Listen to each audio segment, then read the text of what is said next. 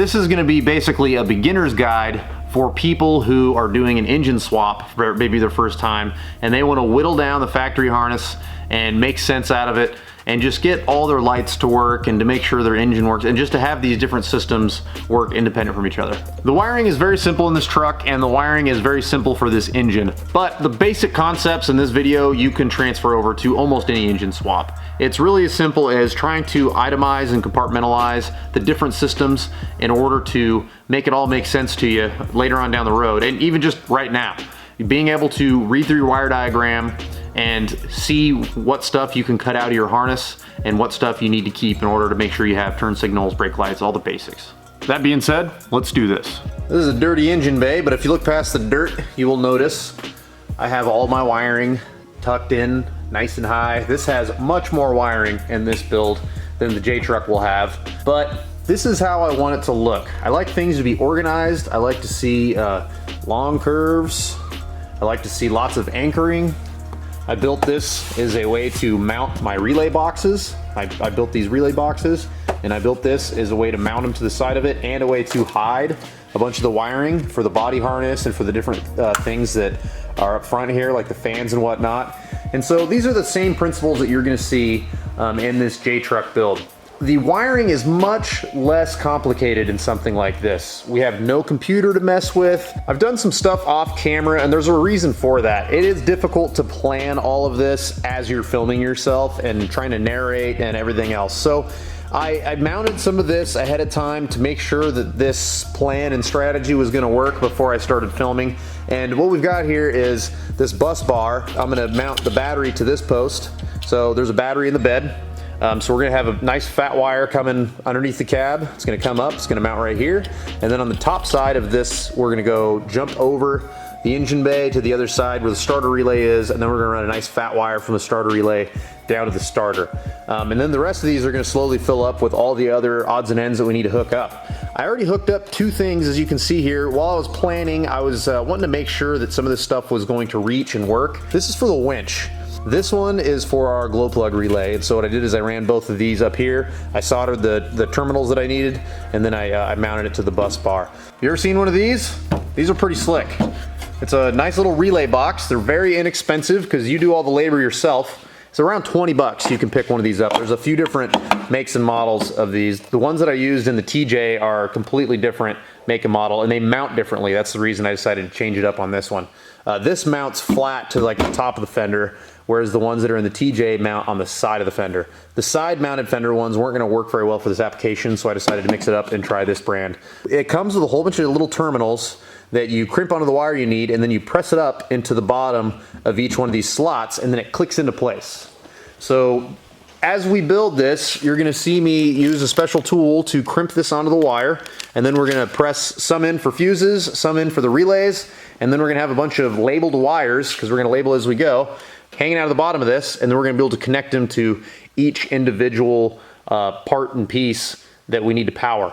I think a great place to start is gonna be setting up the wire that's gonna connect the battery to the rest of the system. Another thing, invest in one of these bad boys. There's a bunch of little tools like this that, you know, yeah, it's 10 or 15 bucks here and there. It's not super cheap, but it's cheap enough that this saves you so much time whenever you're cutting heavy gauge wire or whenever you're cutting the sheathing off of heavy gauge wire. It just makes it so much easier when you have the right tool to do the job. This is flux. I use this whenever I solder the big stuff. I like to put a little bit right in the middle, because whenever you're soldering a terminal like this, it makes it difficult to get the solder to get all the way to the middle there. You know, a lot of times it'll just hang around the outside. And the reason for that is because when the flux gets hot, it starts to boil, and then the solder likes to follow the flux. So the reason that I put flux everywhere is to make sure that the solder gets everywhere.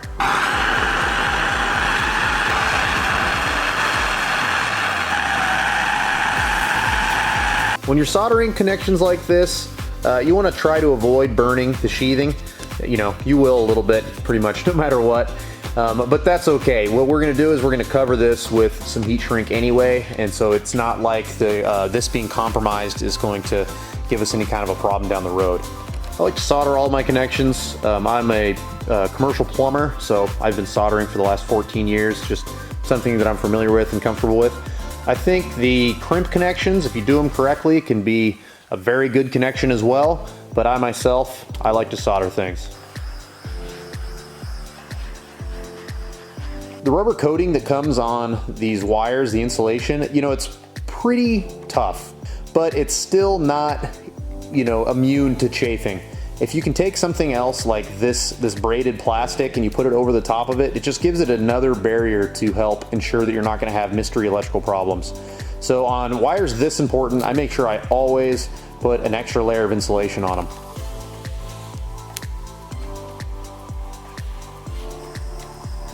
This ended up being almost exactly what we need. So all I need to do really is just trim the insulation off and solder a connection on the end.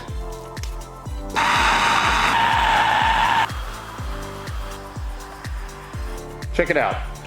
Pretty much the most important part of this entire system is this wire. So we have a very well insulated wire with soldered connections on each side, and it's going to be the exact length that we need. Our trunk has now been connected to what will be our branches. The next step that I want to get to is going to be connecting this to our probably biggest power monster out of this entire thing, and that's the starter. So I'm going to run same gauge across out of the top of this, go across the top of the engine bay and over to the other side to our relay.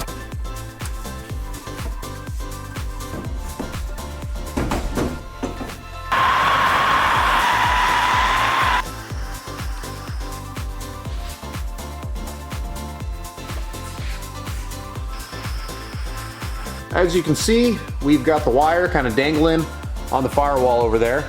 So what I do to combat the dangle is these.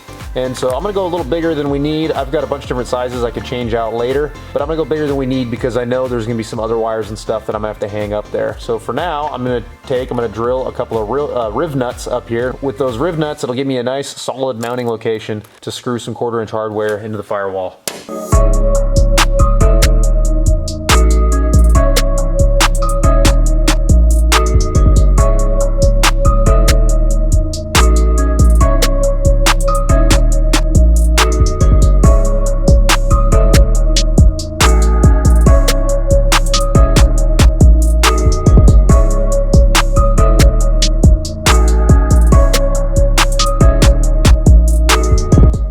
Mess around with these grounds. So what I did is I took 2 separate wires, I put 2 separate terminals on there, and basically this is going to be like a midpoint right here.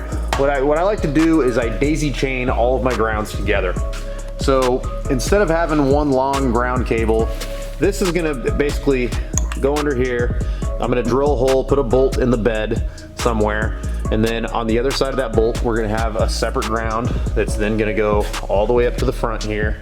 That's going to be this guy. This is going to come from the battery, and then this will ground onto the body here, and then there'll be another ground that'll jump off of that, continue on over here to the other side, because both of these grounds are really important to me.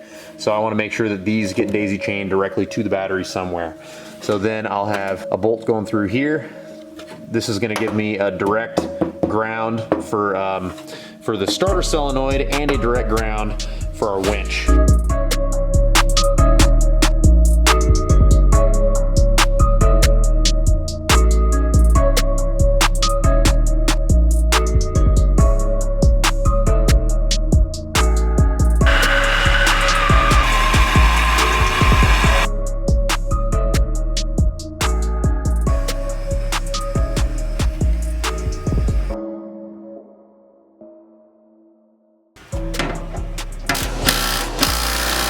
With the primary daisy chain of grounds completed, I could fire up the winch. So we're gonna go test and see if that works.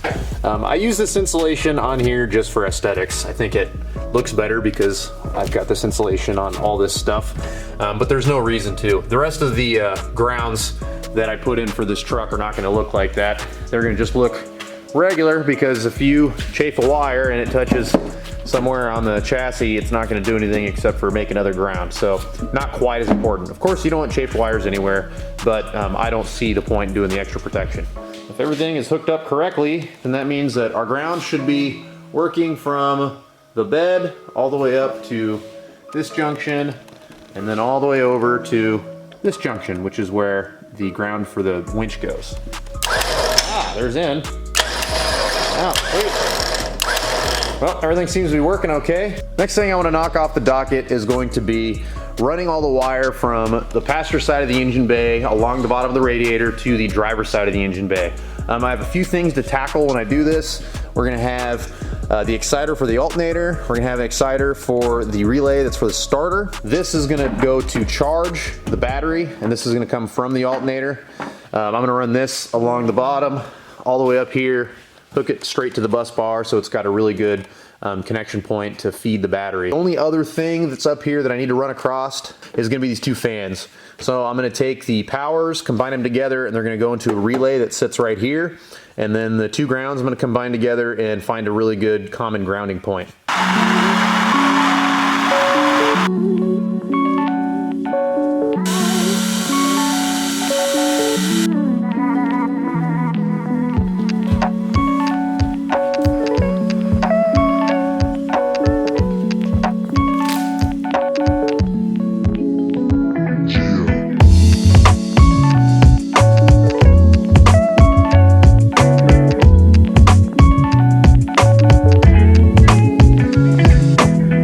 Everything ran from the passenger side to the driver's side. Very exciting stuff.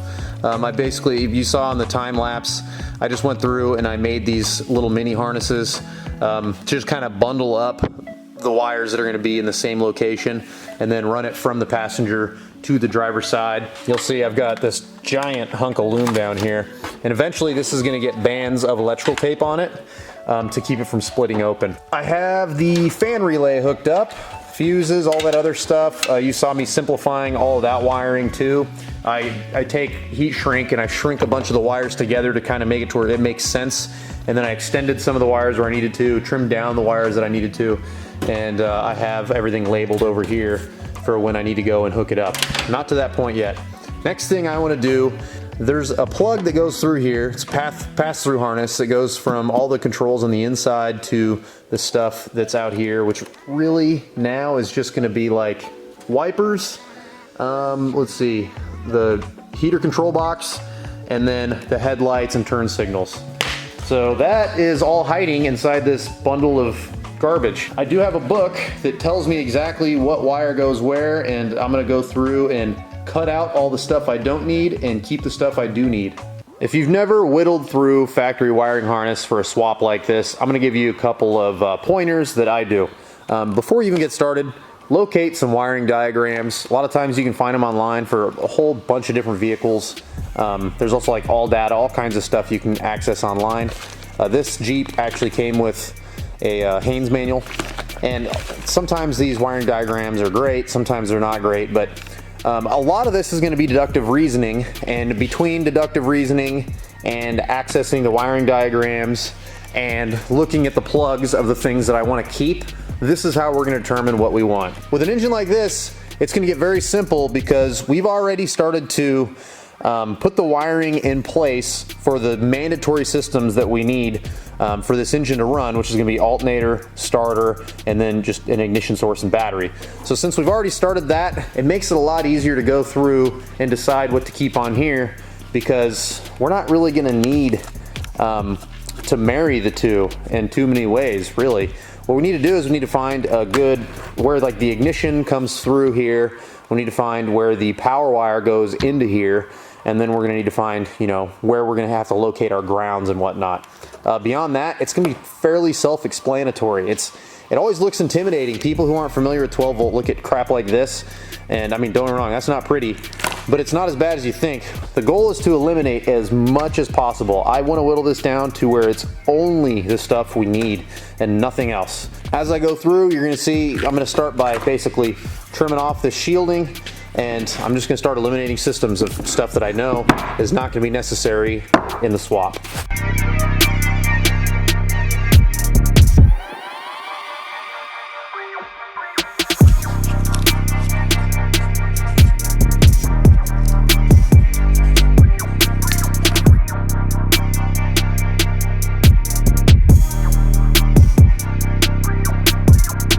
I'm beginning to make sense of some of this.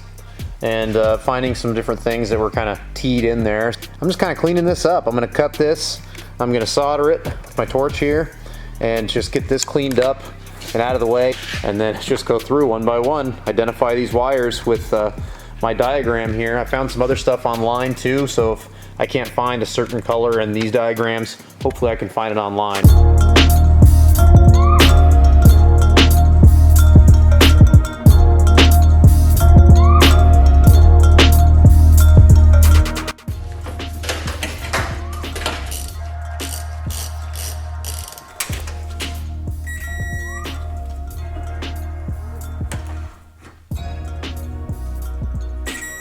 Haha, starter.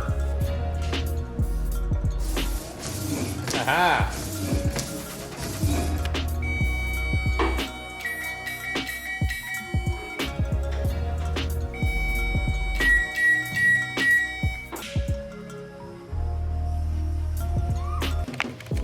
I have most of my wiring figured out and banded. Exciting stuff.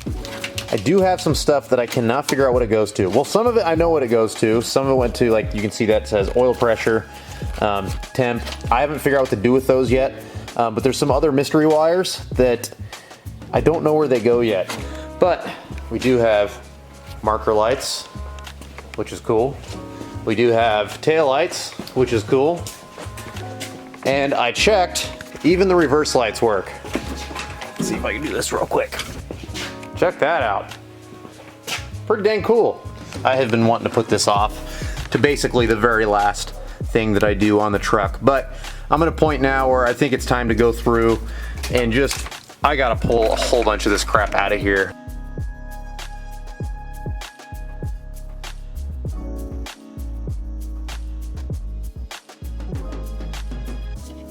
The changes that I'd like to make to this heater control situation is all changes. This is disgusting. I don't like the way this whole gauge system works or looks at all. So I'm gonna eliminate this altogether. I'm gonna move it over to here. So this cool old vintage ashtray is gonna go. I'm gonna build a plate that's gonna cover this entire thing. I'll probably put a generic blower motor switch, like 3 or 4 speed right here. And then I will put a generic heater box control over here with a cable. So I'll just run a cable and then I can slide it left to right to make it warm or cold. And then a radio in the middle because you can't cruise around your cool Jeep truck without listening to the radio.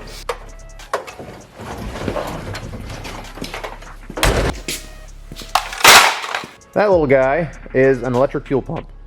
It's green, which means it's the diesel version, which is what we want. Now, the truck has a mechanical lift pump on it. I want to use an electric one on top of the mechanical one for a number of reasons. And I'm sure you're going to see in the comments a lot of people saying you don't need an electric pump, and they're right. You don't need one. But this is going to make my life a little bit easier because it'll get used for every weekend for 2 months straight, and then it won't get used for 3 months. You know, every time this truck gets parked in here and sits for a long period of time, I run the risk of the injection pump losing prime, and then I just come in here, I want to hop in it, go get some parts, and the truck is going to be really hard to get started. Every single time I key on the truck, this is going to provide fuel from the tank. That's where I'm going to locate this, is basically right underneath the tank, push it all the way up to the mechanical lift pump, and help it prime. I need to get these 5 lights hooked up and run the wires up on the inner frame rail, and I'm going to have it part of a larger bundle that's going to go all the way up under the hood.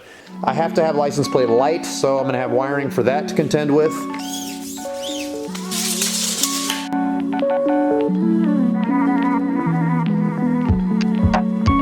I measured on the back of the rack. I have this laid out on the table and the exact locations where these lights are going to be.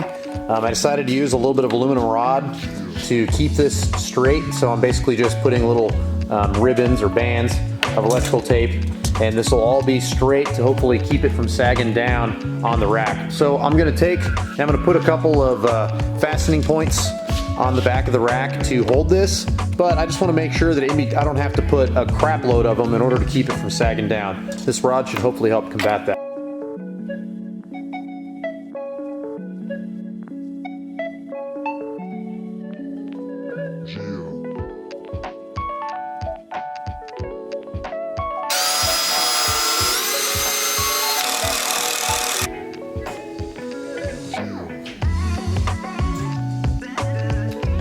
I've already fished through the wiring on this truck, and I know what I'm going to keep and what I'm going to get rid of.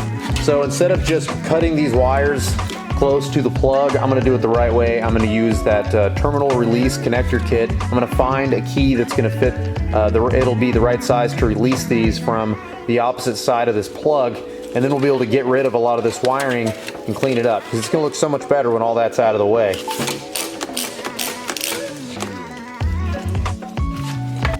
I got to looking at this. I don't think that I'm going to need my terminal release kit in order to de-pin this.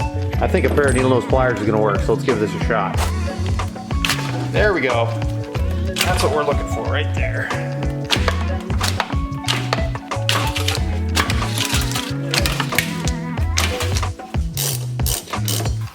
Everything's tight. It's all bundled up.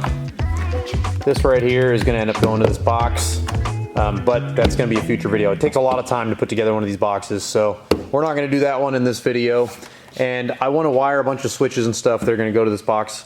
And before I can do that, I need to do the interior. The interior clearly needs a crap load of work. But in order to continue the wiring, all I need to do is complete the dash. So the windshield's got to come out, dash has got to come out. I'm going to weld up any holes of anything that I don't like. Just completely, you know, no pad, anything like that. Smooth it out, paint it, put it back in, and then I can start to install some switches and whatnot that I can then connect to the relay box under the hood. Something else I didn't test was the relay for my fans. I put a jumper where the temp switch goes. There's a temp switch that's in the radiator. And before I install this into the temp switch, I'm gonna put this jumper on here. I'm gonna go key on the ignition, and these should fire right up.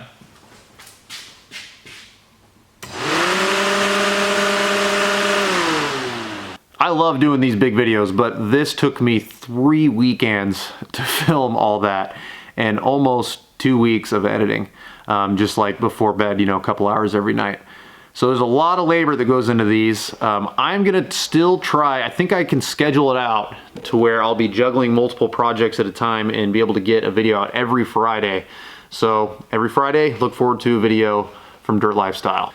Many of the products you guys saw in this video are gonna be available through a link in the description, and they're gonna be at Amazon. So a lot of this stuff I bought on Amazon, like everybody else in America. It's so convenient to just have it show up at your doorstep. The power probe, stuff like this is gonna be in that same Amazon shopping list. So if you're interested in any of that kind of stuff, help support our channel and use the link in the description. I'm working on a ton of cool projects, a lot of stuff that you guys have been asking me to share with you for a long time, and I can't wait.